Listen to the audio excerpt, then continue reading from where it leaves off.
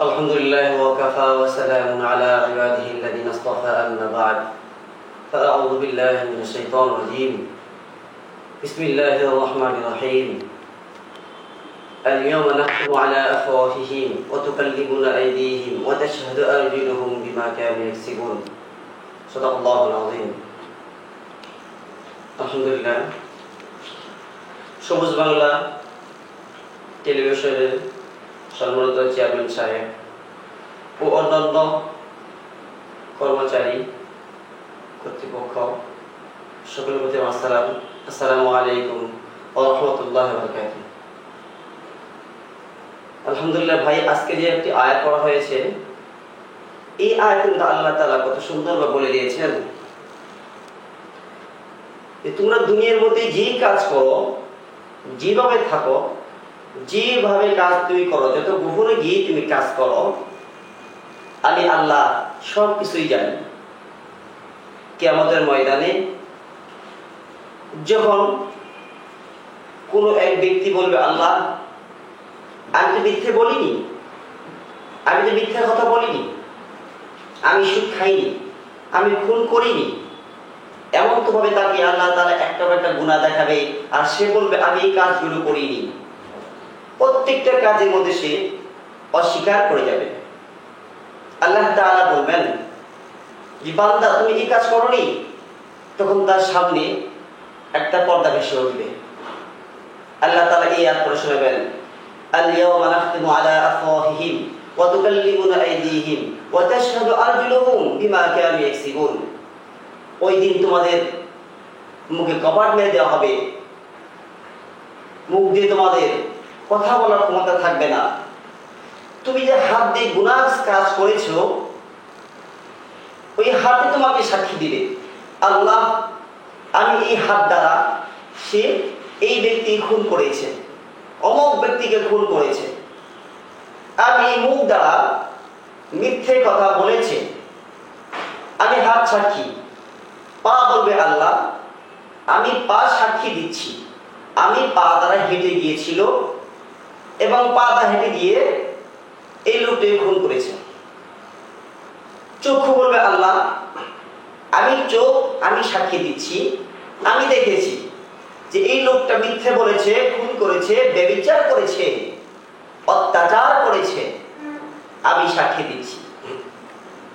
বাদ থেকে মাথা পর্যন্ত প্রত্যেকটা অসময় গোড়ার থেকে কাল কিয়ামতের ময়দানে সাক্ষী দিবে। মুখ দিয়ে বলতে হবে না। বাইরে দুনিয়ার মুখ দিয়ে অনেক কিছু বলা যায়, মিথ্যে কথা, ব্যভিচার, অন্যকে আঘাত দেওয়া, কষ্ট দেওয়া, এই সমস্ত কাজগুলি মুখ দিয়ে কত অশ্লীল কথা বলা, এই সমস্ত কাজগুলি রহরহ করতেছে। ভাই কাল কিয়ামতের ময়দানে কোনো উপায় থাকবে না, মুখ কথা বলতে পারবে না। মুখ কি আল্লাহ তাআলা কপাট মেরে দেবে। পা প্রত্যেকটা শরীরের অঙ্গ প্রত্যঙ্গ, পা থেকে মাথা পর্যন্ত সব কিছুই আপনার কাল কিয়ামতের ময়দানে বিপক্ষে সাক্ষী দিবে। কোথায় যাবে তখন? বান্দারে বলবে আল্লাহ ভুল হয়ে গেছে, আমি এই কাজটা করিনি, বা এই কাজটা করেছি, ভুল হয়ে গেছে। আল্লাহ তাআলা এর পরের ভিড়া দেখাবে, তুমি দুনিয়ার মধ্যে সুদ খেয়েছিলে, এই দেখো তুমি সুদ খেয়েছিল, তার প্রমাণ। তুমি এক ব্যক্তিকে কষ্ট দিয়েছিলে, এই দেখো তার প্রমাণ। এমন তো অবস্থায় একটার পর একটা এইভাবে তাকে দেখাইতেই থাকবে। প্রত্যেকটা গুনাহ তার সামনে হাজির করে দেওয়া হবে, তুমি এই কাজগুলো করেছো। কেন আল্লাহ তাআলা কোরআনে বলেছেন, ফামান ইয়ামাল মিসকাল যারাতিন খায়রান ইয়ারা ওয়া মান ইয়ামাল মিসকাল যারাতিন শাররান ইয়ারা। বান্দা যদি তিল পরিমাণ নেক কাজ করে, আল্লাহ তাআলা তার জাযা অবশ্যই দিবেন, আর কিঞ্চিত পরিমাণ যদি গুনাহ করে থাকে তার শাস্তি আল্লাহ তাআলা দিবেন।